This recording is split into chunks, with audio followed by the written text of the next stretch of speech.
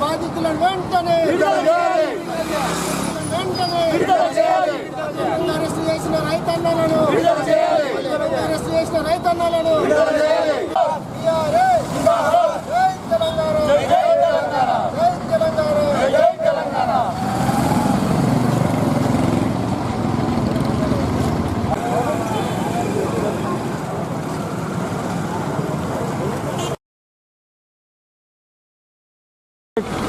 తెలంగాణ రాష్ట్రంలో రైతన్నలపై జరుగుతున్నటువంటి అరాచకాలు అణిచివేతలను నుండి విముక్తి కలిగించాలని చెప్పి ఈరోజు భారత రాజ్యాంగ నిర్మాత బాబాసాహెబ్ అంబేద్కర్ గారికి వినతి పత్రం ఇవ్వడం జరిగింది.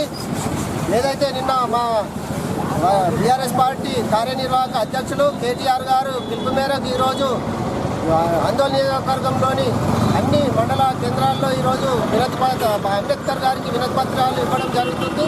అందులో భాగంగానే ఈరోజు జోగిపేట పట్టణంలోని అంబేద్కర్ విగ్రహాన్ని వద్ద మేము నిరసన తెలియజేసి భారత రాజ్యాంగ నిర్మాత అంబేద్కర్ గారికి వినతి పత్రం ఇవ్వడం జరిగింది.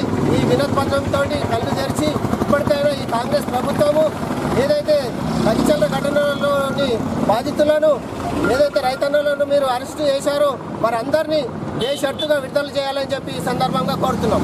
జై తెలంగాణ.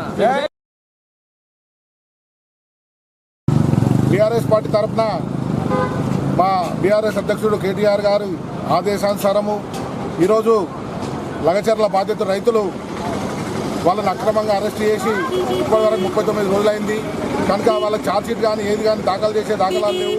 కావాలని సీఎం రేవంత్ రెడ్డి గారు కక్ష సాధింపు చర్యతో వాళ్ళ అల్లుల కోసం వాళ్ళ తమ్ముళ్ళ కోసం భూమి లాక్కోవాలని నిరుపేదలైన ఎస్సీలు ఎస్టీలు బీసీల భూములను లాక్కోవాలని ప్రయత్నించి వాళ్ళ కేసులు పెట్టడం జరిగింది.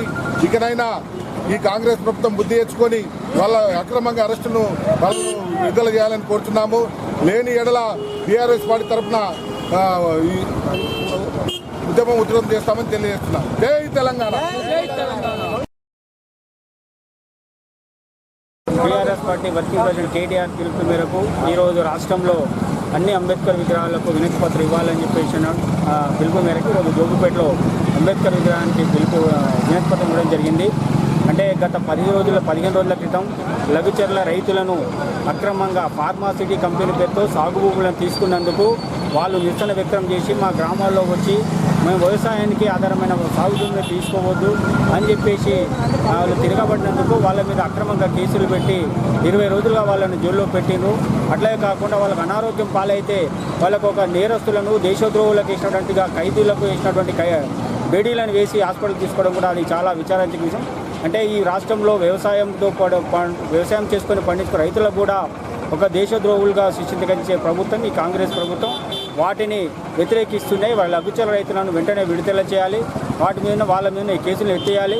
వాళ్ళ భూములను వెనక్కు తీసుకోవాలని చెప్పేసి ఈరోజు రాష్ట్ర వర్కింగ్ ప్రెసిడెంట్ కేటీఆర్ గారు ఇచ్చిన పిలుపు మేరకు ఈ నియోజకవర్గంలో మాజీ ఎమ్మెల్యే క్రాంతి కిరణ్ గారు ఇచ్చిన పిలుపు మేరకు ఆందోళన కేంద్రంలో అంబేద్కర్ గారికి వినతి పత్రం ఇవ్వడం జరిగింది.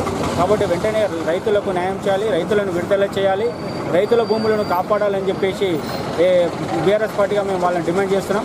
లేని పక్షంలో రాబోయే రోజుల్లో బీఆర్ఎస్ పార్టీ ఇచ్చిన పిలుపులు ఈ ప్రాంతంలో నియోజకవర్గంలో పెద్ద ఎత్తున ఉద్యమాలు ఉధృతం చేస్తామని తెలియజేస్తాం.